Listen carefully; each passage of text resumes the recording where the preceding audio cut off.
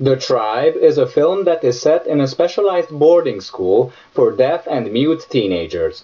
When a shy new arrival shows up, he must struggle to find his way in the school's community, which basically functions as a gang, dealing in organized crime involving robbery and prostitution.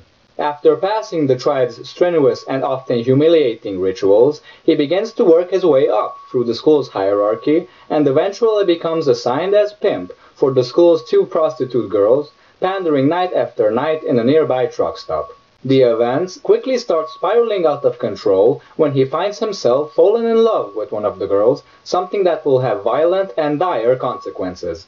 Now, I am not kidding when I'm saying that this is one of the most surprising films I have seen in a long time. While I knew that the film was going to be completely in sign language, which is a language all on its own, just like any other, and considering that most people have no way of understanding it, I was completely convinced that the film was going to have subtitles. Well, guess what? It doesn't. In fact, the first thing you'll see on the screen when the film starts is a title card explaining that it contains no translations and no subtitles whatsoever. Now, that doesn't mean that the film isn't carefully constructed in order for the basic storyline to be understood by everyone, because it's fairly obvious what's happening throughout the film. But somehow I can't help but feel that some of the many subtleties of the conversations that take place were kind of lost along the way, at least for me.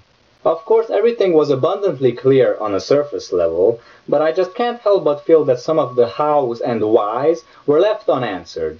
But I'm definitely not considering that to be a fault or a mistake, because when I started to analyze all of the elements that build up this film as a whole, I quickly started to realize that for this story to have the impact that it does, it needed to have been told exactly as it was told.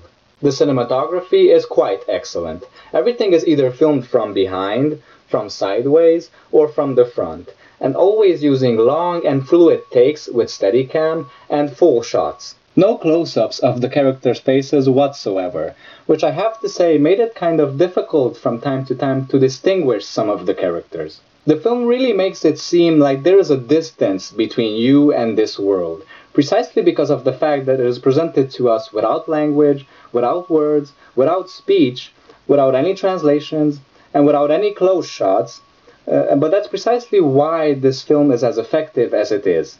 I can imagine that being deaf and or mute can be quite limitative, and that's exactly how the film makes you as a viewer feel. Basically, the whole effect is as if you were a fly on the wall, nothing more than a simple observer who doesn't even quite understand the whole picture. You get it? Literally. Because it's a movie. Now, of course, you would say that that's the case with all movies, and it's true.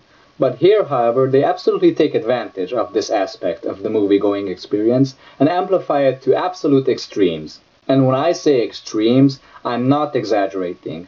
Honestly, this is one of the most unsettling and uncomfortable films I have ever had the chance of watching. The way they build up tension is absolutely brilliant. Even though the film doesn't have any music, and all of the sounds we hear are from the ambience, that doesn't mean that the soundtrack is just something that is just slapped on carelessly. Without giving away too much, every time someone gets hurt, or someone is groaning in agony, and trust me, that happens. People do get physically hurt in this film, violently. You actually feel the pain, the physical pain. Despite the fact that there are no close-ups, nothing is filmed really close, the sounds just make it so agonizing to watch. And even in terms of feeling, I don't mean feeling sympathy for the characters. No way, none whatsoever. You don't even feel like you got to know these characters, not even their names. The first time I realized that they even have names was when the end credits started rolling. It's quite fascinating because it's almost like being in another world, where you don't understand the language, where you don't understand many of the reasons why things are happening. Basically, you feel as much of an outsider in their world, which is this school, as they probably do in the outside world. Which brings me to a very good scene, one of many which are good, but one of few that don't take place in or around the school or the truck stop.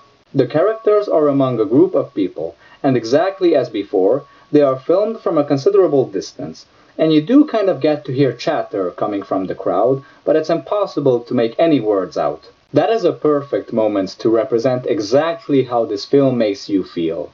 You remain in some measure as oblivious to what's happening, just as they remain oblivious to everything that's happening around them.